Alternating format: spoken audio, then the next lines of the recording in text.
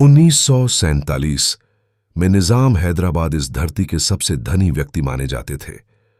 उनकी दौलत कितनी बेशुमार है, इसकी विचित्र कथाओं का मुकाबला केवल वे कथाएं कर सकती थीं जो निजाम की कंजूसी को लेकर प्रचलित थीं।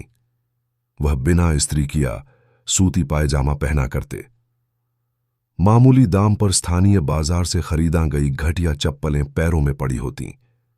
अपने सिर पर पिछले 35 वर्षों से वह एक ही मैली कुचैली फैज पहन रहे थे। निजाम लगभग 100 ऐसे संस्थानों के स्वामी थे जहां सोने के पात्रों में चीजें परोसी जाती थीं, लेकिन स्वयं वह मामूली टिन प्लेटों में भोजन किया करते, अपने शयन कक्ष में बिछी दरी पर बैठकर। वह इतने दरिद्र मन के व्यक्ति थे कि अगर कोई मेहमान अपने पीछे सिगरेट का टोटा छोड़ जाता तो वह उसी को उठाकर पीने लगते। यदि वह किसी राजकीय समारोह में लोगों को शैंपेन पिलाने पर मजबूर हो जाते तो उनकी गिद्ध नजरें हमेशा बोतलों पर ही टिकी रहतीं। बोतलों और उनके बीच फासला ज्यों-ज्यों बढ़ता, त्यों-त्यों उनकी अकुलाहट बढ़ती जाती। लॉर्ड वेवेल 1944 में जब वायसराय की हैसियत से हैदराबाद के दौरे पर आने वाले थे, तब निजाम ने दिल्ली तार भेजकर बाकायदा पूछवाया कि क्या वायसराय महोदय युद्ध के दिनों की ऐसी महंगाई के बावजूद शैंपेन पीने का ही आग्रह रखेंगे। इंग्लिश रेजिडेंट हर हफ्ते निजाम से मिलने आया करता। निजाम और रेजिडेंट दोनों ही के लिए वफादार नौकर चाय का सिर्फ एक कप, एक बिस्किट और एक सिगरेट पेश करता।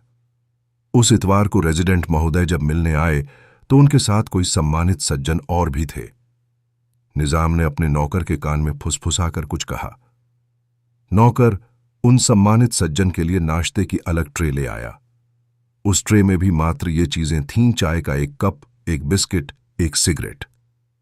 अधिकांश राज्यों में रिवाज था कि साल में एक बार प्रमुख नागरिक अपने शासक के सामने सोने की कोई चीज लाकर सांकेतिक उपहार के रूप में रखते। शासक उस चीज को छूता, फिर उसके स्वामी को वही वापस कर देता। वापस करने की अपेक्षा निजाम हर चीज को लपक कर ले लेते और सिंहासन की बगल में रखे कागज के थैले में डालते जाते। एक बार सोने का कोई सिक्का नीचे गिरकर लुढ़कने लगा। निजाम उसके पीछे इस बुरी तरह लपके कि घुटनों और हथेलियों के बल चलने लगे। आखिर सिक्के के स्वामी ने ही उसे दौड़कर उठाया और निजाम को दिया। निजाम का इलेक्ट्रोकार्डियोग्राम लिया जाना था, जिसके लिए बंबई से डॉक्टर आया। महल में डॉक्टर जब अपना यंत्र चालू न कर सका तो उसे आश्चर्य हुआ। कारण की खोजबीन हुई तो पता चला कि निजाम ने उस कमरे का करंट ही कटवा रखा था ताकि बिजली का बिल ज्यादा न आए। छोटा या बड़ा कोई यंत्र उस कमरे में सक्रिय नहीं हो सकता था। निजाम का शयन कक्ष चरम सीमा की गरीबी और फूहड़ता का साक्षात पट्टावती अवतार था। अत्यंत पुराना पलंग, टूटी टेबल, सड़ी हुई 3 कुर्सियां, राख से लदी ऐश ट्रे, कचरे से सनी रद्दी की टोकरियां, शाही कागजात के धूल सने ढेर, कोने कोने में मकड़ी के जालों का जंगल। निजाम की रद्दी की टोकरियां और ऐश ट्रे वर्ष में मात्र एक बार साफ की जाती थीं, जब निजाम अपना जन्मदिन मनाते।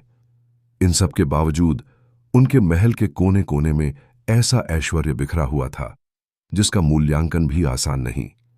उनकी मेज के ड्राज में पुराने अखबार में लिपटे सुप्रसिद्ध जैकब हीरा पड़ा था, जिसका आकार नींबू जितना था। वह 280 कैरेट का था, दूर से ही चमचमाता। निजाम उसे पेपरवेट की तरह उपयोग करते। उनके उपेक्षित बगीचे की कीचड़ में दर्जन भर ट्रक खड़े थे जो लदे हुए माल के वजन के कारण बुरी तरह धंसे जा रहे थे। माल था सोने की ठोस ईंटें। उनके जवाहरात का खजाना इतना बड़ा था कि लोग कहा करते, यदि केवल मोती मोती निकालक कर चादर की तरह बिछाए जाएं तो पिकाडिली सर्कस के सारे फुटपाथ ढंक जाएं। माणिक, मुक्ता, नीलम, पुखराज आदि के टोकरे भर भर कर तलघरों में रखे हुए थे, जैसे कि कोयले के टोकरे भरे हों। निजाम के पास स्टर्लिंग, रुपयों आदि मुद्राओं में 20 लाख पौंड से भी ज्यादा रकम नगद पड़ी हुई थी। ये मुद्राएं पुराने अखबारों में लपेटकर तलघरों और बरसातियों में धूल भरे फर्श पर छोड़ दी गई थीं। वहां चूहे थे और चूहों के दांत होते हैं। कितनी रकम हर साल उन चूहों के पैने दांतों के प्रताप से निजाम के अतुल खजाने में से कम हो जाती होगी, इसका हिसाब विश्व में किसी के पास नहीं। जब निजाम शहर में घूमने जाते और उन्हें कोई कार पसंद आ जाती तो वह कार खरीदने के बजाय उस कार के मालिक को पत्र लिखते कि अगर आप वह कार मुझे उपहार स्वरूप दे दें तो मुझे बड़ी खुशी होगी।